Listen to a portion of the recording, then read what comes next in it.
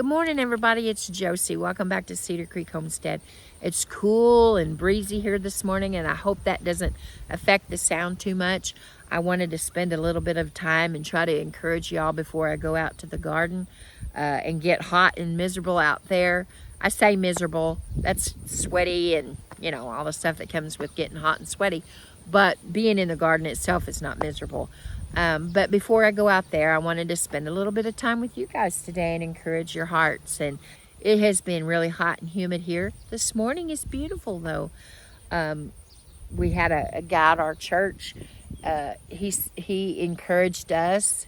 We were talking about it being hot. Sunday said, "Whoa, it's hot out here." And he said, well, I got good news for y'all. He said, I forget how many days he said, it'll really be summer. Summer will officially be here. So even though we're not summer yet, we're having those summer temperatures, summer weather, humidity, which is nothing new for Oklahoma. We are hot and humid. So that's something that we know we've got to look forward to. I guess we can look forward to it. But I wanted to just spend a little time with y'all this morning. I hope you're doing well. I hope wherever you're at, maybe you're enjoying a little bit of shade and a little bit of breeze. I started out in another location and the sun caught me, so I moved over here into the shade of these trees. This is my little Arkansas black apple that I'm sitting in front of here and am enjoying being in the shade of it. I've got to get another one. I'm having a hard time finding one, but I got to get another Arkansas black and get it planted. I was thinking about a little turtle, and around here we see lots of turtles. We're surrounded by, we have lots of water in this area. In fact, that way from you guys is the Arkansas River. And we have the Illinois River, and we have some big lakes, and so there's lots. So we see lots of turtles crossing the road, going different locations. Just regular little box turtles and big old snapping turtles, and those alligator snapping turtles trying to go to our ponds. And every once in a while, you'll see a turtle that has flipped over on his back and doing his best, flailing on his arms and legs. The turtles have arms. I guess he's flailing on his legs. Anyway, flailing on his legs, trying his best to get flipped back over to be on his way. And occasionally, he has trouble getting flipped over. And you'll see a turtle that has met his demise and you know, in the heat of battle, trying to get himself flipped, he lost the battle. And we've had that happen here on the farm with our cows. You know, you'll get a cow that's down and the vet will come out and give them, a lot of times they'll either give them a shot or they'll bring an IV with medication in it, doing different things with them, trying their best to get them up. We've got a piece of equipment that goes on our tractor that can go under their belly and their legs and lift them up and get them on their feet and try to, it doesn't just let them go, it holds them up there so that they can regain strength in their body. If a cow's down for very long with their body size the way it is and all of the things, I don't understand all of the mechanics of it, but they get weak really quickly and their legs and their bodies just can't hold them any longer. And there's been occasions that we've had cows that didn't make it because they couldn't get upright and they couldn't get moving, and they just, it was just a fail for them. This morning I wanted to talk to you not about the failure but after.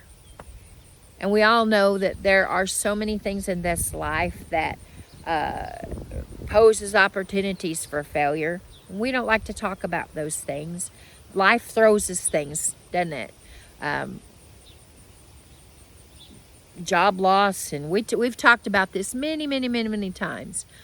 Job loss and family, a death in a family, unexpected, and I can speak to that one particularly because it truly and deeply affected my family, and still to this day very much affects our family and our thinking and the way that things are done and the decisions that we make all comes into play, and not just with me, but with Blade and Cheyenne and other family members.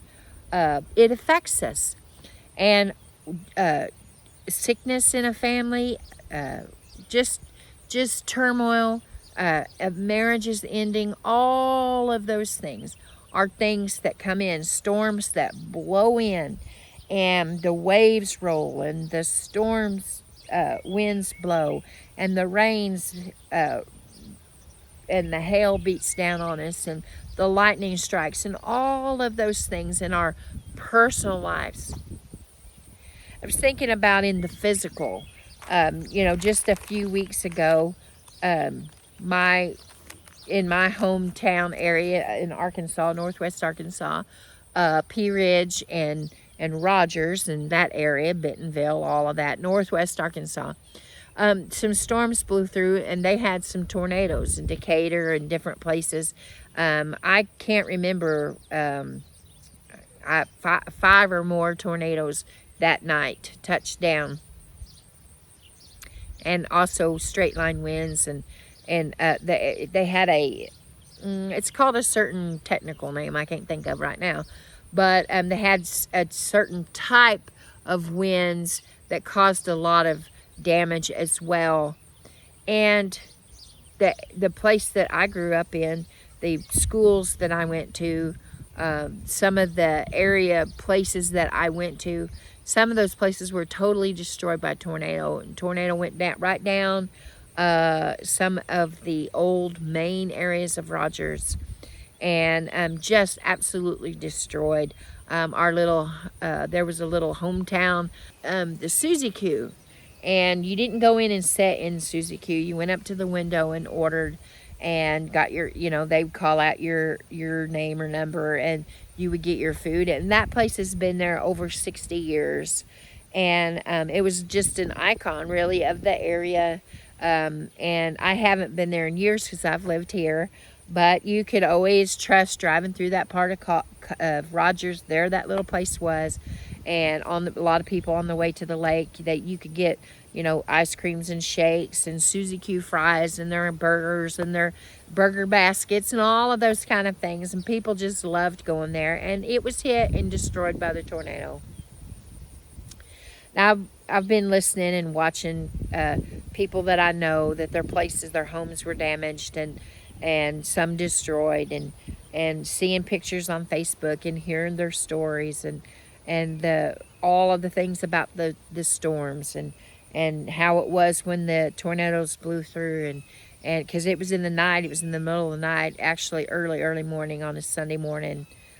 I don't know, between 1 and 3 o'clock in the morning. I was awake watching it on the news because my family still lives there. And storms had blew through here, but didn't get that bad. They got over into Arkansas.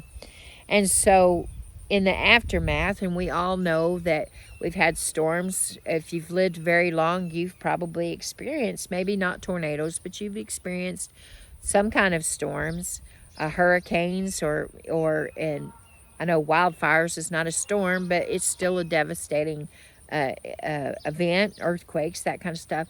And after the storm, after the event, there's always cleanup. There's always, things that people have to work through and process through. And I wanted to encourage your hearts just a little bit this morning about that. Now, I was thinking about a Bible story of the disciples and Jesus when they were out on the Sea of Galilee. Now, Jesus had been ministering to people, and they got in the ship, and they went out on the Sea of Galilee, and Jesus was asleep. Yes, he was Jesus. Yes, he's Jesus.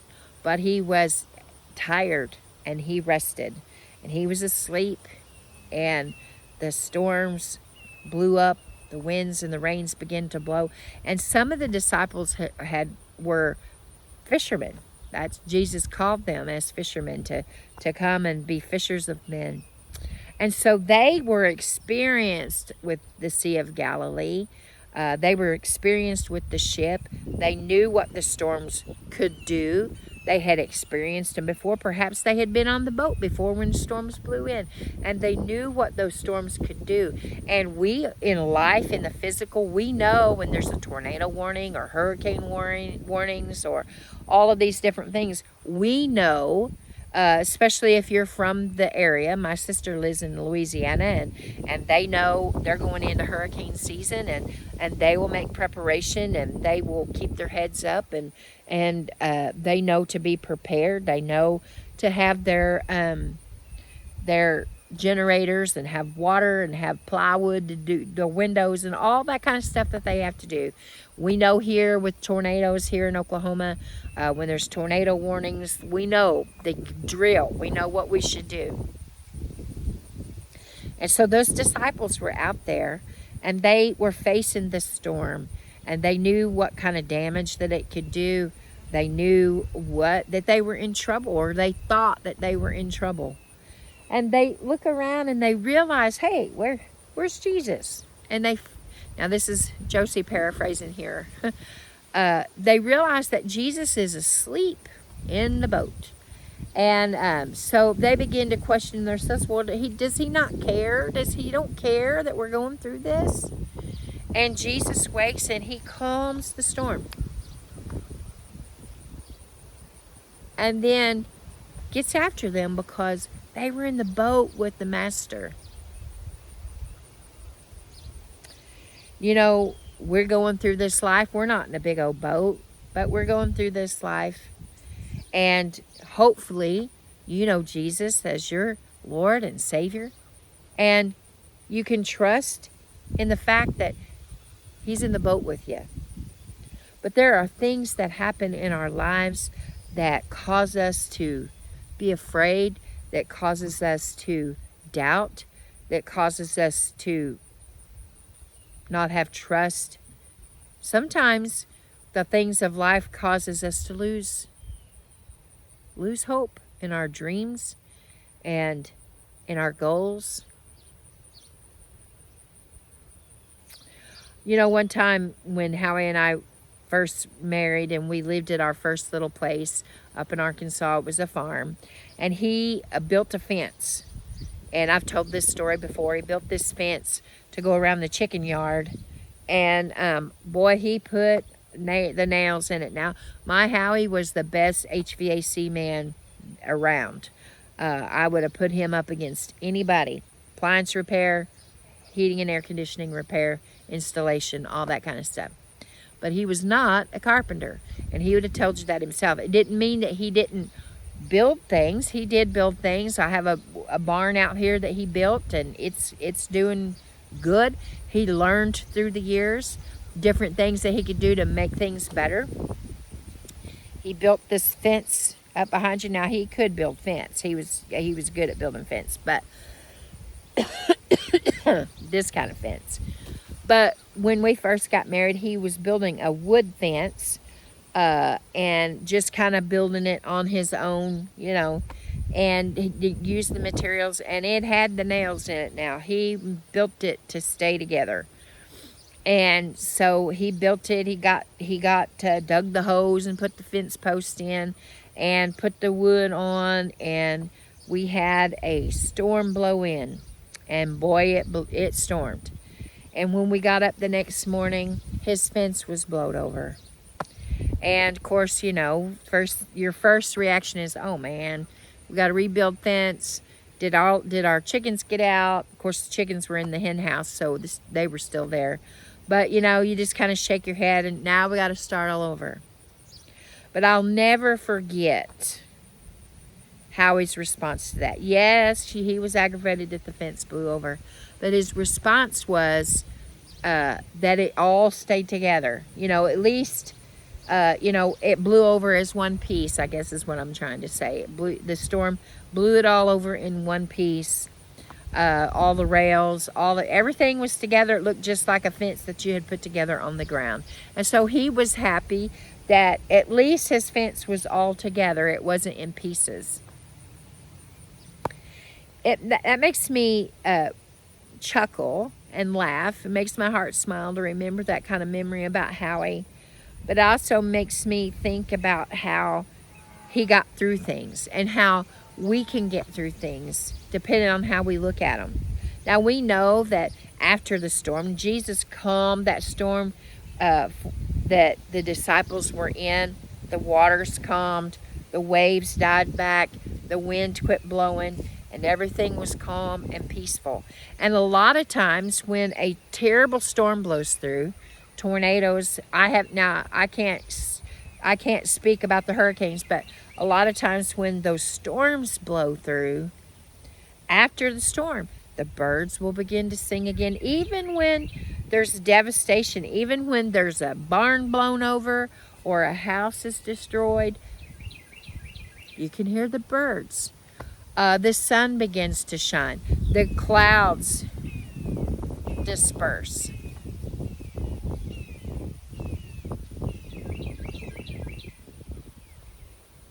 The breeze and that all of that stuff kind of dies down. And then it's time to take stock of the damage. Now we know those, it's devastating, those tornadoes, and you'll just see piles of lumber and belongings, and people have to begin to regroup in their life and regain. I have yet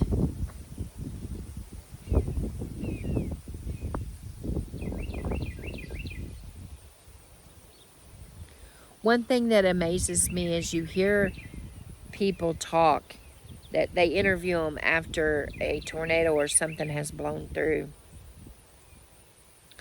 And you'll hear them a lot of times will say, the house is gone, this is gone, this is gone, but we are okay. We made it through. We survived it. And that's amazing. That shows people's resolve.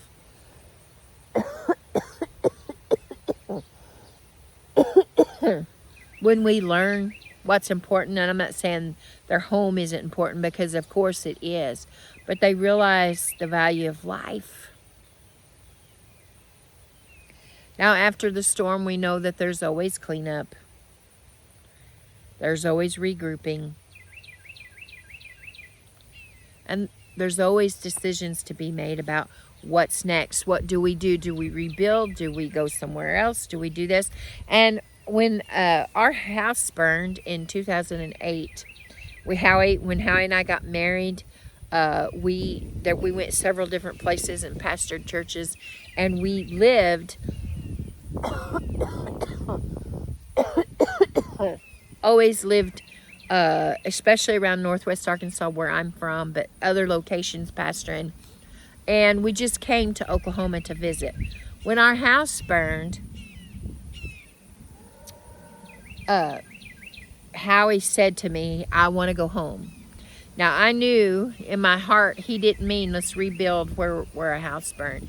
He meant that he felt like it was time for him and me, our family, and Blade, of course. It was time for us to come to Oklahoma. He just felt that in his spirit that it was time.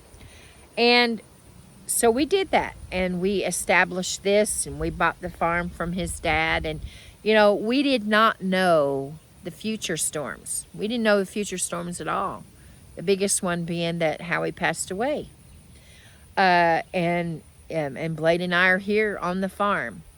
There's lots of, workings behind the scenes, things that, of course, we don't share. There's private, personal things that have had to be addressed and are still being addressed, and things that are of concern that we have to deal with. And it's that way with people when they've had storms in their life. And of course, I'm not just talking about physical storms, tornadoes, and that kind of stuff. There are real and personal storms in our lives that just absolutely tear things up.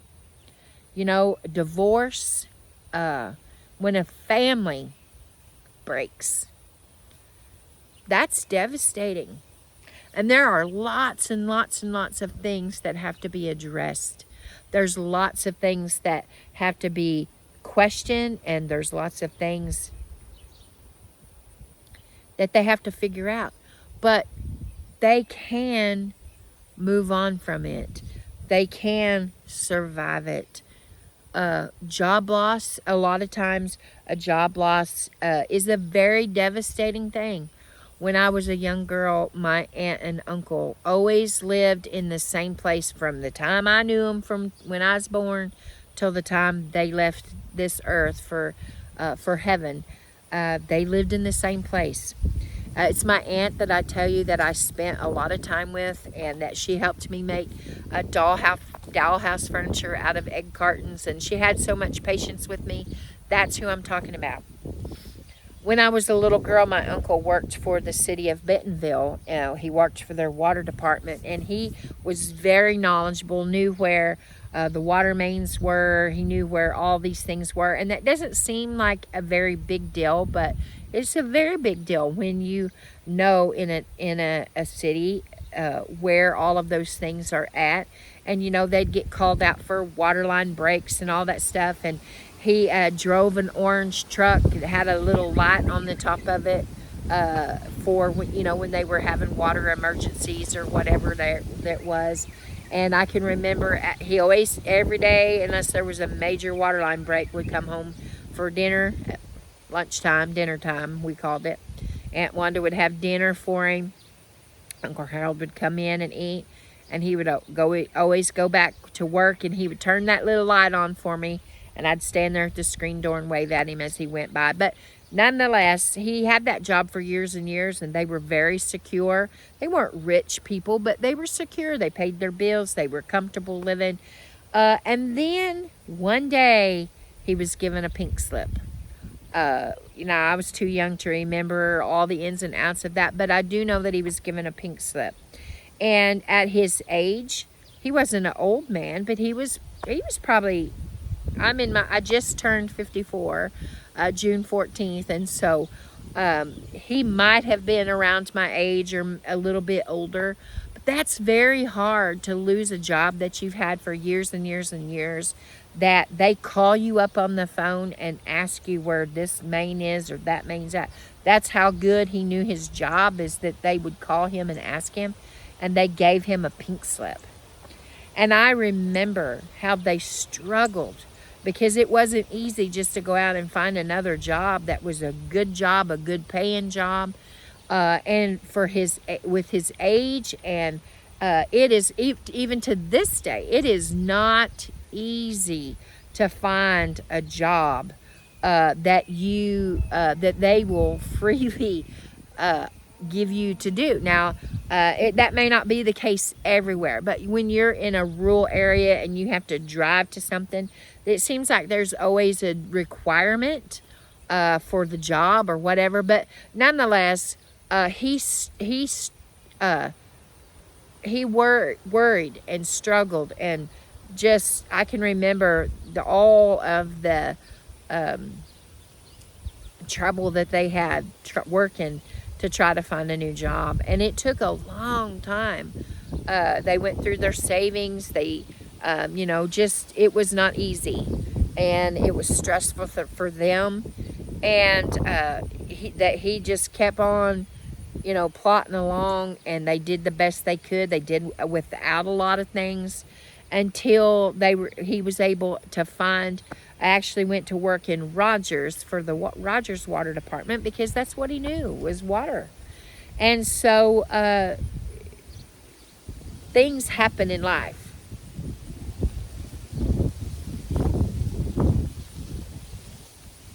Storms blow in, and it blew in hard for them. And they were on shaky ground for a long, long time. But they did not quit. He kept going until he found a job and was able to work that job until he could retire. And he recovered from it. They rebuilt. And that's what we have to do in life. When the storms of life come in and blow in, and we can't focus, we can't keep our focus on the storm. After the storm, we have to move past the storm and begin to rebuild and regroup and reprocess and all of those things. It's not always a fun thing. Sometimes it's hard. Sometimes it's painful. Sometimes it hurts your heart. But in the long run, if we put one foot in front of the other and we help ourselves to recognize that we can't stay in the storm, we can't stay in the storm. We have to move past the storm, because when we move past the storm, there's a refreshing, and there is a rest. And a lot of times the struggle goes on for a while, but there's still a regaining of things. When those things happen, we have to realize that we can't always rebuild exactly what we had before. Now I'm talking life, not physical, not like your house, not like the things that you might have lost in a real natural physical storm. But in life, we can't always rebuild exactly like things were. Sometimes we rebuild the best we can. And some people will say a new normal. You know, after we talked about divorce a while ago, sometimes we have to figure out going forward what's the next best possible thing. If we are no longer this family unit here, what's the best new thing for us? We here at our homestead, you know, Blight and Shine and the boys are here with me. They've been a very, very, very big blessing and a part of my healing, and you know, keeping me from being by myself. Now I have to prepare myself that may not always be the case. They may decide to go on and to do something else, and I'm preparing my heart for that. I am resolved to make it all the way through the trip. I've come through the storm and I'm on this side of things now. That doesn't mean there won't be other things, because we're in life and that happens. But we have to plant our feet and say, we're gonna make it. And we're gonna dust ourselves off, dry ourselves off out of after the rains, you know, and get a new plan. Those new plans sometimes don't come easy, because we want to hold on to the old. But I'm encouraging you today that if a storm in your life has got you off kilter, has knocked your feet out from under you, has knocked you off the boat into the stormy waters, don't give up. Know that there's better days ahead, that there's still life to live.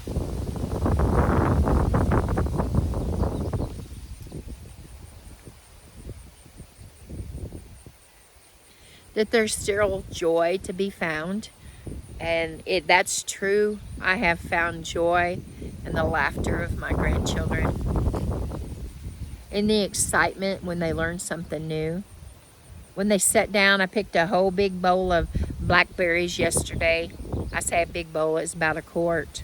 And watching the enjoyment on my grandsons' faces when they love strawberries and blueberries and grapes and all the fruits.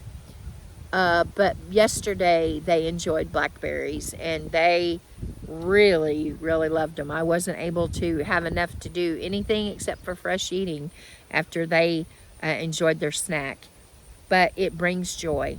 And so, to encourage your hearts today, I say, after the storm,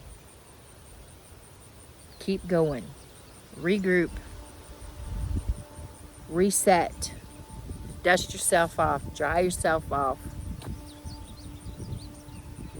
Find joy. Joy comes in little things.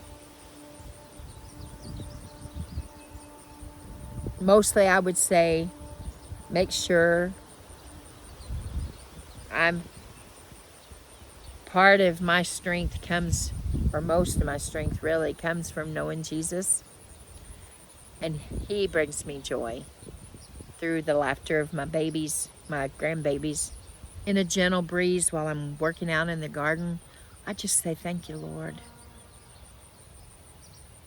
When I'm hard at work and I'm hot and needing a drink in that garden, and here comes the breeze. Oh, I'm so thankful for that.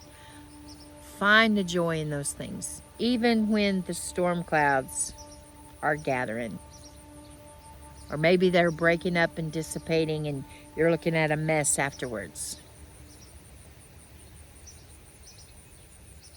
Go through the process, but don't lose your hope and don't lose your joy. Surround yourself with people that will encourage you. There's plenty of people that'll tell you to jump ship. There'll be plenty of people that'll tell you, I just quit. The Bible's full of people. Job's wife told him to curse God and die. And he told her she talked like a foolish woman. Don't surround yourself with people that'll tell you to quit. Don't surround yourself with people that'll say jump ship. Don't surround yourself with people that said, you just thought that God told you to do that. Know in your heart, know in yourself. Trust the Lord. Be encouraged today, my friends. I love you. I really, really do. Keep looking well to the ways of your household. And until next time, we're gone.